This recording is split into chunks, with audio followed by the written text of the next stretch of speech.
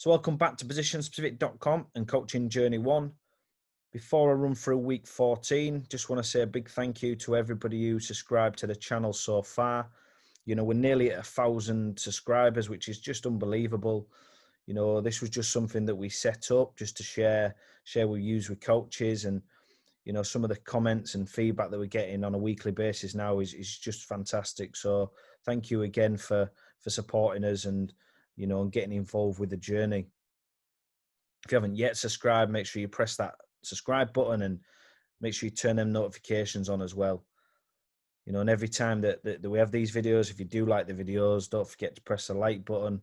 You know, that just shows that you're enjoying it and supporting what we're doing.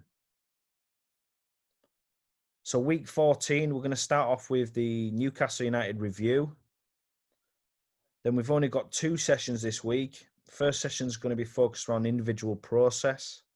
Second session is going to be around attacking patterns.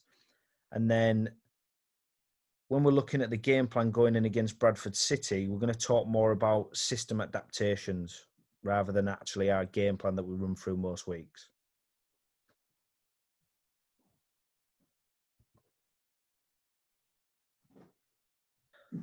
So looking at the game review of Newcastle United. So like most weeks, we started out with a 4-3-3, moving into a 3-4-3 or a 2-3-2-3, depending on what personnel we have on the pitch and how Newcastle set up. So just looking at the team identity and targets for the game, as you can see here, we hit 3 out of the 4 targets, which we're happy with. You know, we was happy with a performance against a very good side. So defensive transition, we hit 81%, which was very good. You know, to say that we had to tweak a couple of things in the game, we found our mark quite quickly and won that ball back within 3 passes when we lost it.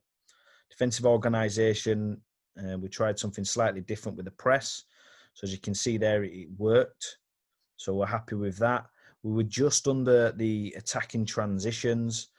I think that was due to us seeing the forward pass quite a lot. So if you have a look at the attacking organisation and you look at like the final third entries, you know, we got in there 59% of the time when we had possession, and majority of them was probably within the first and second pass. So that's why I would say the attacking transition was down, because we got into these areas quite quickly. You know, which was really good because the players were seeing the forward pass and trying to be really positive with a player.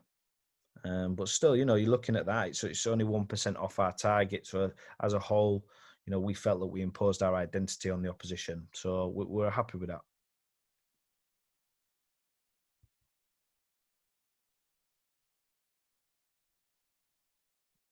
So looking at the performance review and starting with the systems of play, this is what we expected. You know, we knew that they'd probably play out of a 4-2-3-1 or a 4-3-3, and we were only really focusing on maybe changing the dynamics of midfield. So quite happy with the system matchup. What we would say is when Newcastle were in possession, they like to put 4 on our defensive line. So with one of the midfielders stepping on and trying to flatten out our defensive line, and then have players trying to operate in these pockets behind our midfield. Now, there's a couple of things that you can do on this. So you can get your 4 to look to screen and keep looking over the shoulder and stay connected with the centre backs, or you can just get your 4 to drop in. What I would say is their 9 was very good, and the 10 was clever. You know, which you usually find when you're playing a team like Newcastle. So they were quite good at sneaking off the shoulder and picking up them pockets. And then that, like I said, the 9 was good enough to sort of deal with the 2 centre backs as well. So what we decided to do was just bring our 4 into here and try to keep the ball and man in front of them. The information to the fullbacks was just to deal with your man. So if they slide inside, go with them. If they stay wide, stay wide. And that was some of the information that we put into there. This is what it looked like. And like I've just said there, if we're just purely focusing on this 3 here, was just so all 3 players can see ball and man. So instead of just scanning all the time and trying to communicate the whole way through the game, we just wanted to try and make it a little bit easier so they could see all. So if the attacking midfielder goes in, we're quite happy with the centre back to go in. Or you could get the four to work slightly in front, but still being able to see ball and man, and then they can just pass them on. We just wanted to try and get this connection right because these two was bright. What this can give you, though, is give you passes into feet, which, realistically, you don't want them playing the long ball into feet, so we're trying to squeeze a line on. Front three, just pressing and changing the mark as we usually do. So it was just one little tweak that we put in there around the systems out of possession. So you could call it a performance problem as well. In possession, thought we dominated the ball and territory, as you can see from the stats before. We've highlighted obviously one of the ways of playing out here. So because they were looking to press from a central area, some of the work that we'd done against Manchester United, we could replicate in this game here. So we just got the four to drop in, create that three, and then we just went to a one-on-one in midfield. Now, we got out quite a bit with this, and then they started to jump press, and then we started to pick off the space down the sides. So we were really, really progressive with this. And what we found sometimes is the keeper would just go straight into the 10 and then would progress and get onto their defensive line quite quickly. One of the areas that we did exploit quite well is when we got the ball into a wide area, our 8 and 10 work in the half space, especially down the right-hand side. The left-back was a good player and he wanted to really get tight to our 7 out of possession. So our 7 just started to drift a little bit deeper and then start to pick the ball up, and then we were starting to work them spaces off the back of the midfield and running beyond the defensive line.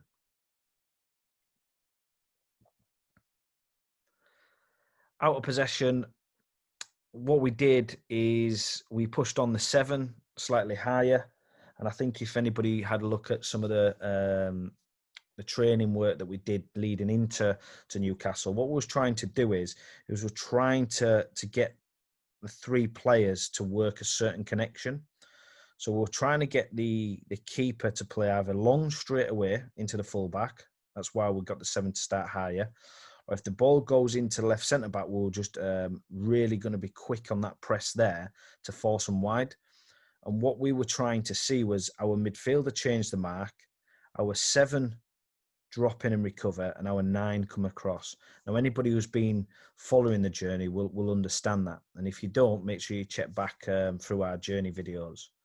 And the reason why we did this is because we wanted to get the team used to being able to adjust the press. So whenever our 7 got took out the game, can we change the mark from the midfield? Now, obviously, sometimes we do it from the full back, but we didn't want to do that today. Because it's just part of a process that we want to just steadily just get better at throughout the week. So when we're going into like the bigger games, like the cup competitions, we can adapt quickly. And then whenever they do beat our press, the players know what to do when they've took out that first press. And it really, really good. The players were fantastic at it.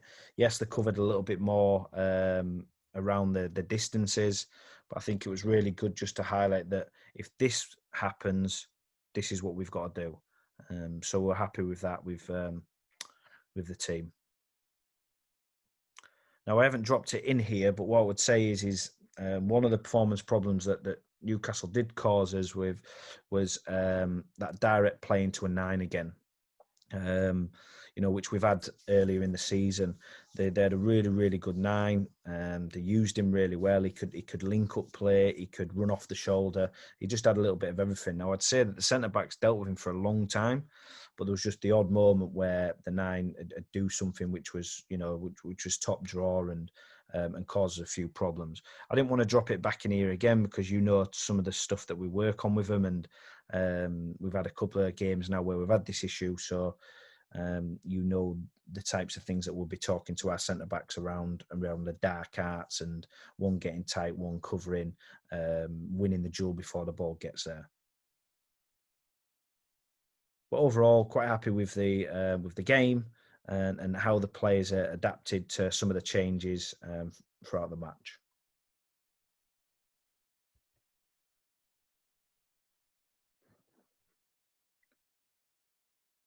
So looking at week 14 then, there's only going to be 2 sessions because what we did is we played Bradford the next day. So we decided to give the players a day off due to the fixture being changed.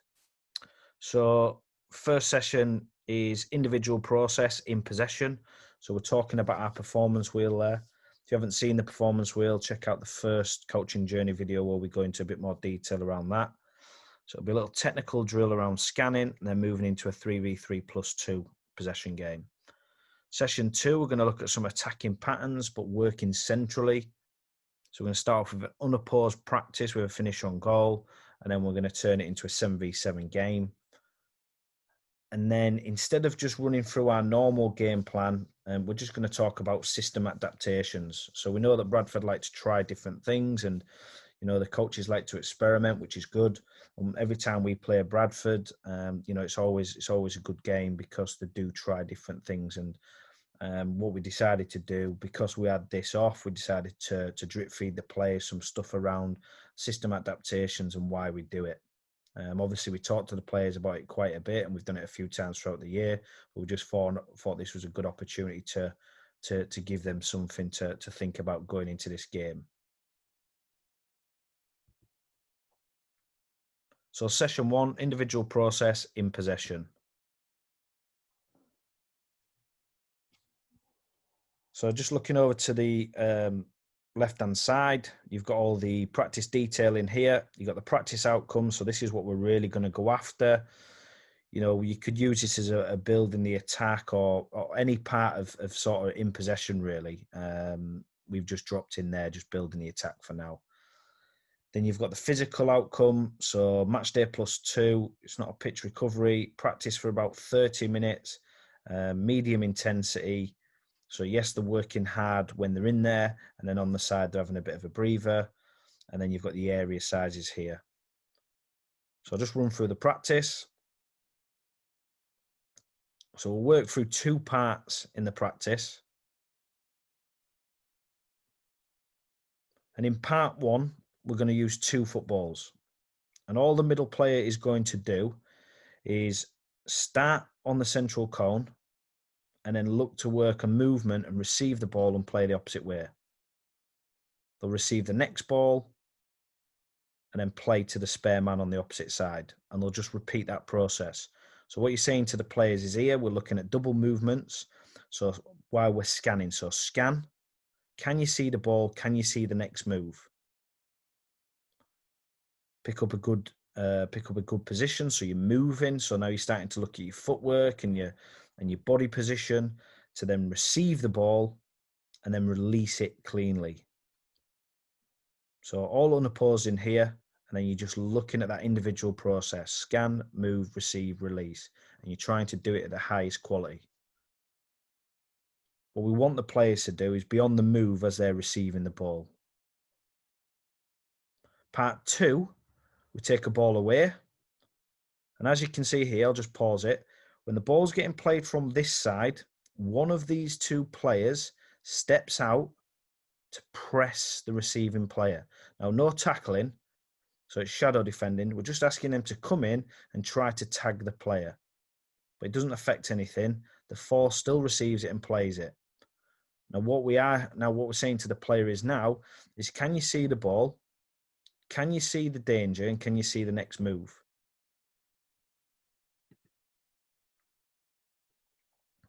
And then they just repeat the process. So if the ball's coming from this side, one of these players can step out, really challenging this player. So as you could see there, as the player bounced it back, the reason why we had that is because if they can't get on the turn and play to that next player, we're asking them to bounce it so it's realistic to the game. So just to release that pressure, and then they'll just repeat the process. So as you can see there, just got the ball back, and then they'll turn and play.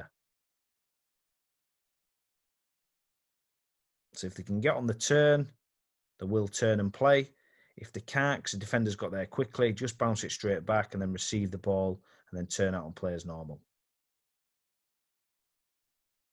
And what we're saying to the players is, if you can scan and see the ball, see the danger, see the next move, you're probably going to move into a better position, which would help you then receive the ball with an open body shape, and then you'll be able to play a cleaner pass. So you've got to make sure that they're running through this process. And how many times can they do it to the highest quality?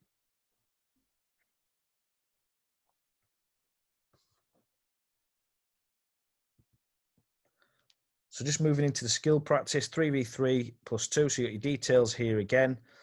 Looking at that individual process, scan, move, receive, release. And then you've got your timings over here. So it's really, really simple.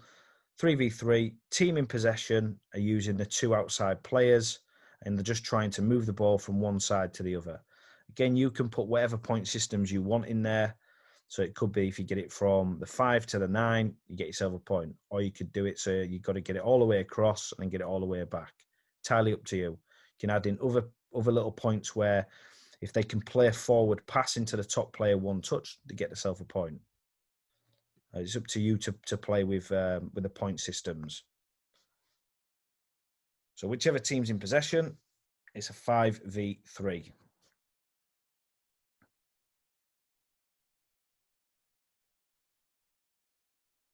Now, just a couple of conditions that we put in here is we challenge the players to say that they had to have both sides filled when in possession. And then one of the other ones that we added was if you play a pass in this area here, so if the 5 plays to the 8 and 8 bounce it back, you must vacate this side of the pitch. So you're constantly looking at releasing the ball and then moving. And then what that does, that triggers whether these have recognised that the players vacated the space and then they can arrive in. So then you can start to work a little bit of connection. So these players now are obviously looking at the ball and the danger of the next move, but they're also trying to stay connected. So if the 8 comes out, the 4 can come in. So just a couple of little conditions that we put in there.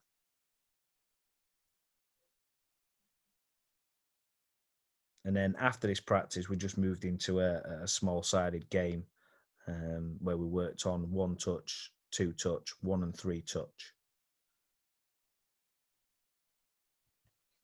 Right, session 2, attacking patterns. So practice detail here to the left, practice outcomes. So we're looking at an individual performance wheel, and then you've got your physical outcomes down this side. Split the group into 3 sections. So we had these 3 working down the right-hand side, which is our wide forward and fullbacks. We had our central players working in this area, so our centre forwards, attacking midfielders. And then down the left-hand side, we had our left forward and left back. What we did is we had a couple of midfielders in these areas wide as well. And you can just sort of mix it up, and if you want players to work in a different area and see different pictures, that's fine. It's not a problem. So attacking pattern 1. So to start the practice, we'll work down this side for 3 minutes. So the 5 will take a touch through the gate, and the 7 will work a double movement. So the first movement is to go away, so working towards the 10 to the red cone, and you're looking at maybe about 10 yards, 12 yards away. So as soon as they take a touch through the gate, you're wanting them to go away quickly. So vacate the space. Once they go away, the 5 will then play towards the blue cone, so they're arriving onto the ball. Receive with an open body and then attack the inside space. As this is happening, you're wanting the central forward to go and work on the opposite mannequin, and then the 11 comes inside. So what you're expecting is if this was a back 4, you'd be expecting the left centre half to be focused on the ball and the left back to be focused on the ball, and then you're wanting the 9 to start working across these areas, and then 11 coming in as late as possible. So the 7 will drive in field now, and then you're looking at the 9 to work the space beside and then go beyond the mannequin on the inside. So trying to stay out the eyesight. And what you're hoping for in a game is that these 2 aren't communicating. So it gets a little run on and then goes through, and we're looking to play that killer ball. As they play the killer ball, the 9 has an option to shoot or pass, The 11's coming in at the back stick, and then the 7 carries on and supports from the edge. So we don't mind if the 9 pulls it back and he finishes. But what we're saying is, all this has got to be one touch.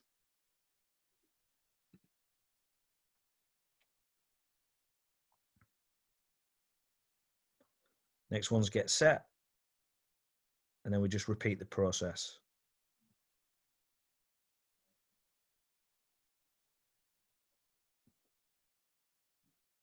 Once they've worked for 3 minutes, we then work the same pattern, but down the left-hand side. So these will be the ones who combine. So it'll be touch through the gate, play into the player here, and then travel on the inside.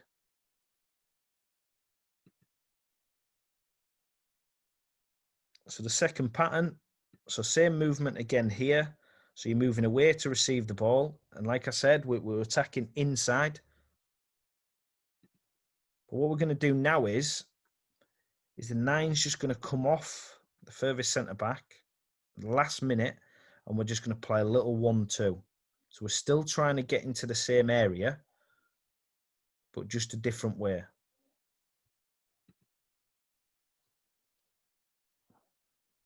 And then you've got that same structure again. Player on this side attacks the back stick.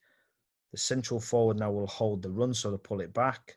But the wide forward's the one who breaks into the box and looks to shoot or pass it.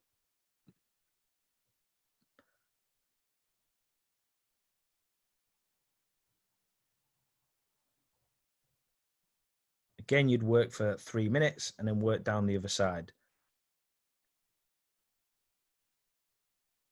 So attacking pattern 3. Start again. The structure starts the same again. I'm going to play a little 1-2 again, but they're going to make their run across the front and then play in the third man. So we're going to bounce the ball into the forward, who's going to set him, and then we're going to play out to the third man and then attack the box. What movement you're looking for here is the centre forward sets the ball and then spins around the opposite mannequin, making sure that they can see ball, man, and goal. And then you've got that same structure again, attack the back stick, and then on the edge as well. So there's a little 1-2, plays it out, then you've got that little triangle shape. And that's the 3 patterns that we worked on for around 25 to 30 minutes. So looking at the small-sided game, what we did is we cut the pitch off like this, so it's like we're playing in a diamond, because what we want to do is we just want to be focusing on the goal, try to be really creative in and around the box. We got each team to play a 2-3-1 formation, so 7v7, that's including the keepers. Every time you had possession of the ball, you had to score within 6 passes. If it was anything else, it was an indirect free kick to the opposition. So as you can see, the countdown of passes here. So really encouraging the players to be forward thinking and attack them central areas. Real high intensity drill. And we played for 4 minutes, rest for 1. We did this 4 times. What we're trying to bring out is some of the patterns that we'd worked on in the drill before. But really, really good session. Players enjoyed it, and we got a lot from it. So just looking at the Bradford City game then. So we're going to operate out of a traditional 4-3-3, moving into a 3-4-3, or into a 2-3-2-3, depending on the personnel and how Bradford's set up. What I am going to say is we're not going to run through the normal game plan like we usually do. We're just going to touch on some system adaptations. And we feel that Bradford will probably try a couple of systems, or they'll try something different against us, you know, which is credit to them, because every time we play them, they cause us loads of problems with how they play. And they're always experiment with different things, which I think is fantastic, because, you know, they produce a lot of players for the first team. So really, really good challenge, and something that we expect when we're playing them, that we feel that they're going to maybe change the system. So we just felt it was the right opportunity to speak to the players about system adaptations. The The team identity and targets are not going to change. So we're still going to be looking to hit 75% plus in 3 areas, and then 35 plus entries into the final third on the attacking organisation.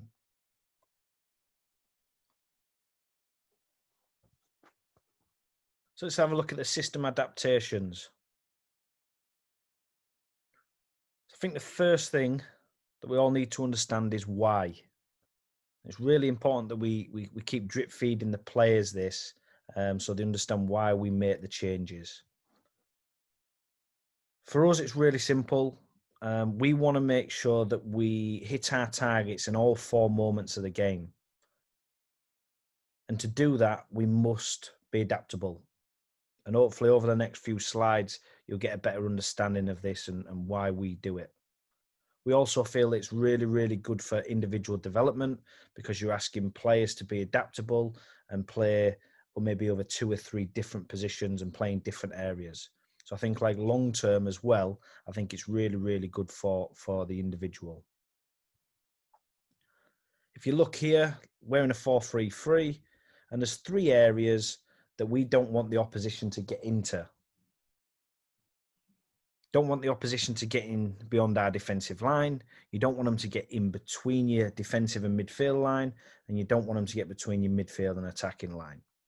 And I think if you flip that and you're looking at when you're attacking, they're the areas that you're trying to get into.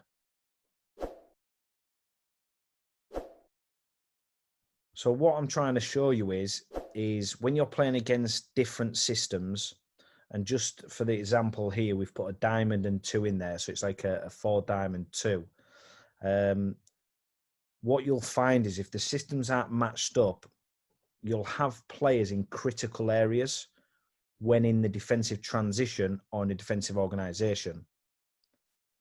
And that's where, if we just play the 4-3-3 all year, there's going to be certain games where we're going to get hurt in the transition, which then means that we haven't got a really good chance of winning the ball back within 3 passes. But it also might cause us problems in the defensive organisation because players will be in certain areas and they'll drag our players into areas that we don't want to be. Hopefully that makes sense. So I think it's really clear for us, the reason why we change the systems is for us to try achieve all these targets in every game. Now, just to show you, if we're playing a 4-3-3 against a diamond, we know when we win possession, our fullbacks are going to be spare. So we've got a high percentage of getting our target in the attacking transition. Win the ball, get it to your fullback. We also know in a 4-3-3, we could hurt a diamond down the sides. So we're happy with that.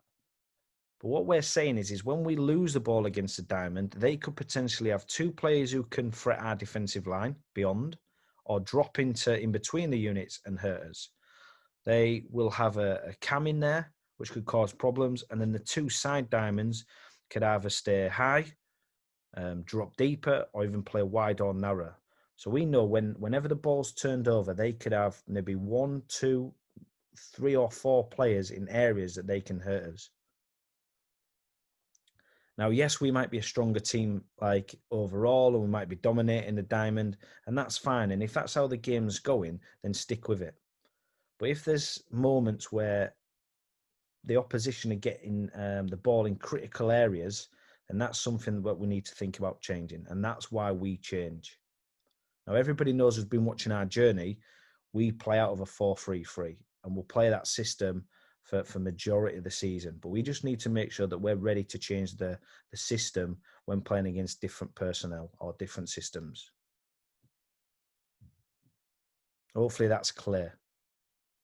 And we'll explain it a little bit more as we go through the slides. So some of the questions that we fired to the players, if Bradford are playing a 4-3-3, what system are we going to play? What does it look like? How do we find the mark in the transition? I think this is clear for everybody, and I think everybody can answer it. 4-2-3-1, and all we're doing in there is just changing our dynamics of the midfield from a 1 and a 2 to a 2 and a 1. Really, really simple. So we don't really need to talk about that too much because the players will know what their job roles are and who their mark is. If they're playing a 4-2-3-1, good for us because we just keep the dynamics the same.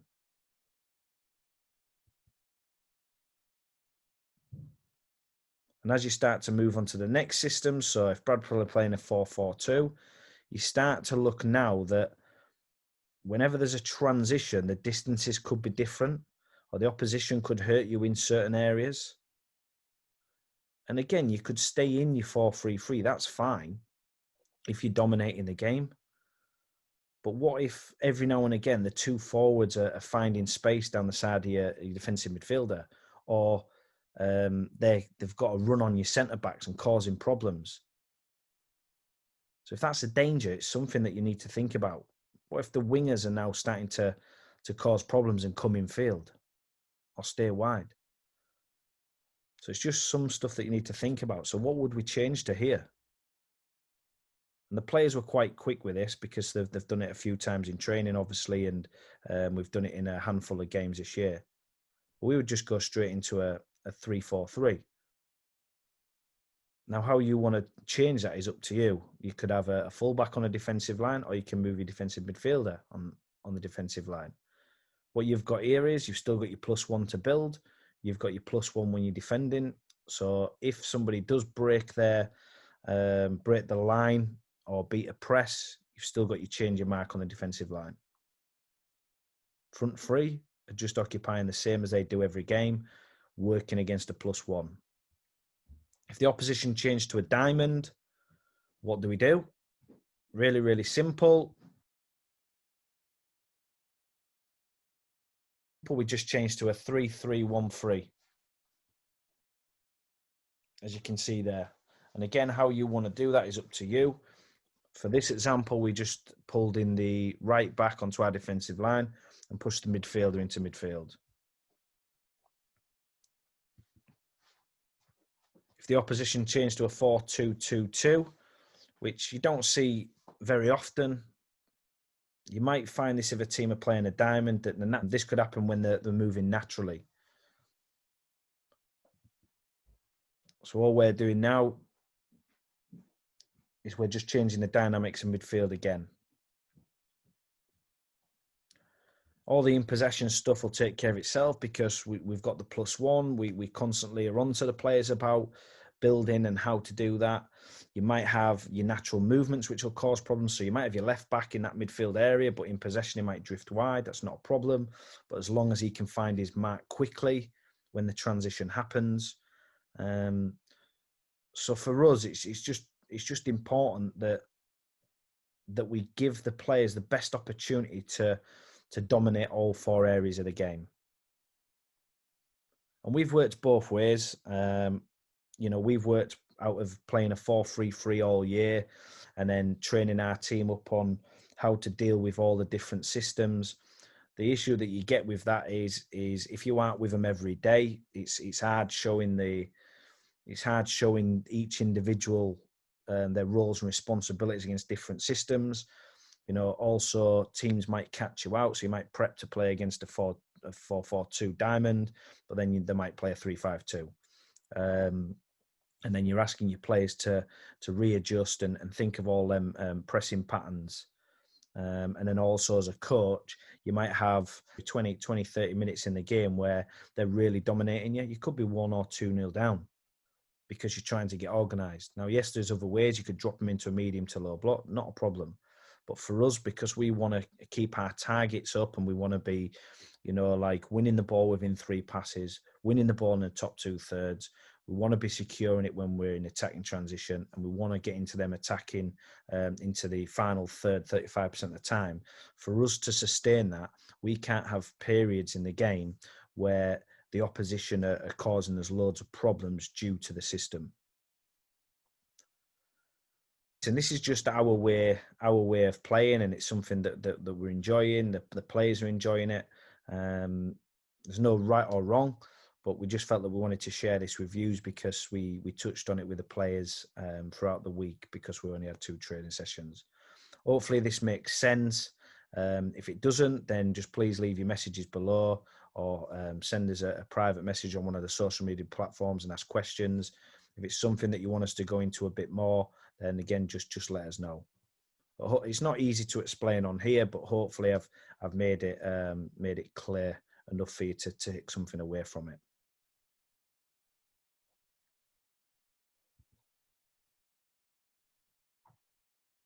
So coming next week, week 15. So we'll look back at the Bradford City game, which is the 10th game of the season. Obviously, it's been difficult to get games in with the pandemic, but we appreciate that we've actually got 10 games in. So it's been good. What I can say is it's what we expected. It was a real difficult game, and they caused us a few problems with the system. So some of the stuff that we've just gone through with you, we can touch on that and what we did. We'll have a look at session 1, which is we're going to focus on in possession. Session 2, out possession. And then we're not decided what we're going to do on session 3 yet because there's no game. Again, we're going to have a look at a coach's request because there's no match next week. So if there's anything that you want us to talk about, or you want us to go over, whether it's something we've talked about before, or you want a little bit more clarity, or if you want us to talk about something new, just leave your comments in below. What we'll do is we'll have a look through and see if there's something that the people keep mentioning. And what we'll do is we'll spend maybe 5-10 minutes in next week's video around the coach's request. Just want to say thank you again to everybody who's been following the journey. As you can see there, we're actually up to 891 subscribers. I know that doesn't sound much to many people, but to us, it's unbelievable. Like I say, we just started this to share some of our content, and the feedback that we're getting and the conversations that we're having with people is just brilliant. And that sort of spurs us on to keep doing these videos. Our little challenge is can we get to 1,000 subscribers by week 15, which will be next week. That would be absolutely unbelievable. If we do get to 1,000 subscribers, then we'll have a look at a little giveaway to a couple of our followers. So if you haven't yet pressed the subscribe button and you've been watching the videos, because there's still 40% of people who are doing that, press the subscribe button. It's free. Turn on them notifications so you don't miss the next video, and don't forget to press that like button. Well, thank you again, and we'll see you next week.